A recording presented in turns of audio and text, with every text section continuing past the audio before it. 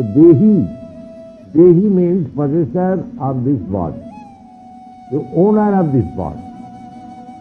The owner of this body is different from this body.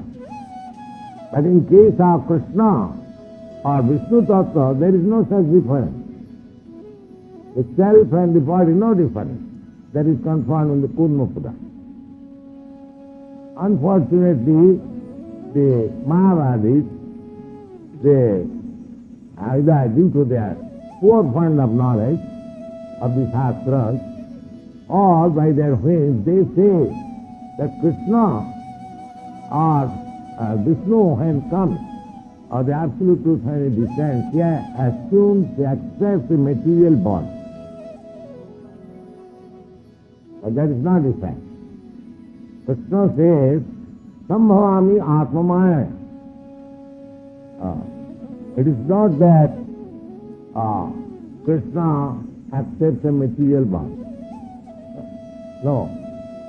Krishna has no such distinction, material. Therefore Krishna says, Avajananti mana mudha manasintanvad. Because I present myself, discern myself as a human being, the mudhas or the rascals, they think of me or deride at me. The Mahavadis, they will never worship the transcendental form of the Lord. They will not worship. They will worship the impersonal. And Krishna said, Kleshaudhikataraste sam abbhaksya saktati sam.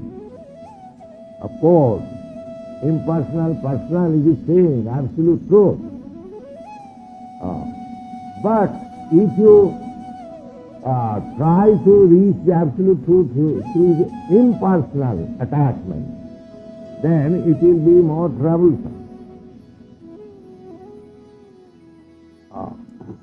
The gain is those who want to understand the absolute truth by their material, imperfect knowledge. However, atas Sri Krishna namadi nabhavid gayam indriyai. Our manipulation of this senses is not possible to understand what is Krishna. The Vedic mantra also to say, Nayamatma pravachanena labhya. You cannot realize the Atma. You cannot be self-realized simply by talking. It may be very big speaker, nice speaker, but that is not the process. Simply by speaking very nicely, you can understand the absolute truth. Nayamatma pravachanena labhya na medhaya. Neither you can understand the absolute truth because you have got a very nice brain, a great scientist.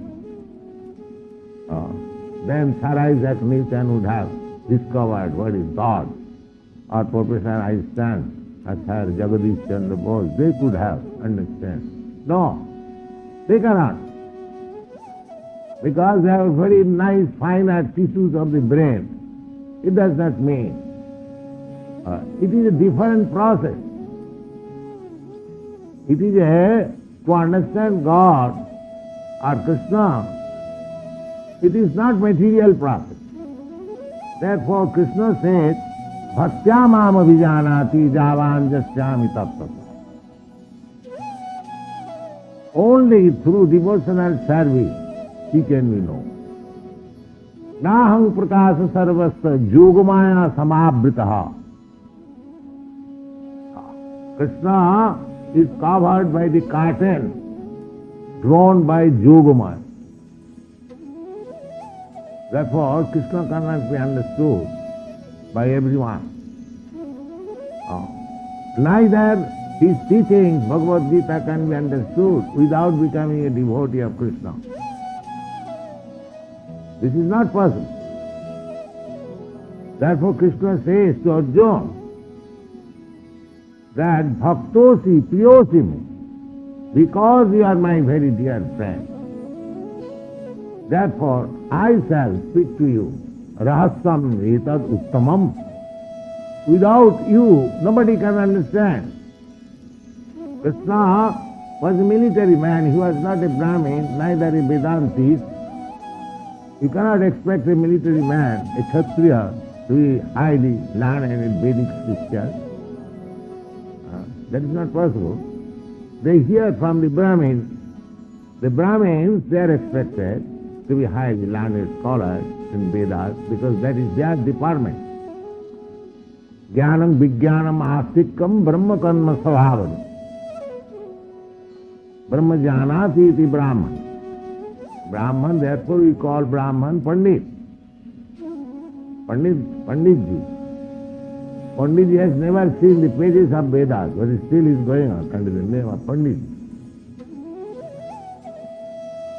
So, that kind of Pandit is not wanted. Actually, a Brahmin's means he is truthful. And one of the greatest commentators of Bhagavad Gita, Baladev Vidyavasa, he says truthful means one should be truthful even to his enemies. Sometimes we have to hide something from the enemies, that is diplomacy. But Baladev Vidyavasa says the Brahmin should be so truthful that he will disclose everything to his enemy. Satyam, Titikha, Ajavam, Shuchi, Sama, Dama, these are the qualifications. Jnanam, Vijnanam, Asikam, Brahma Karma Svabhavam. So, without this Brahminical qualification, one cannot understand the Vedic knowledge. Therefore it is stated sometimes that a Shudra is prohibited from reading Vedas. That does not mean that reading of Vedic culture or Vedic knowledge is monopolized by a certain class of men. Not that. The idea is, just like in our ordinary educational system, there is some prohibition. So unless one is graduate, he cannot be admitted in the law college. That is not a prohibition. That is the necessary qualification to understand. Similarly, to understand the Vedas, the necessary qualification is that one must be a qualified Brahmin. Not that Mr. Max Muller, he has got little knowledge of Sanskrit and he translates. That kind of translation is no use. Just like so many commentaries on the Bhagavad Gita, without becoming a devotee of Krishna, is useless. It has no meaning. Because Krishna says that Bhaktyamam Abhijana. Only through devotional service one can understand it. And how a non-devotee can understand it? He has no scope to enter into the knowledge of Bhagavad Gita.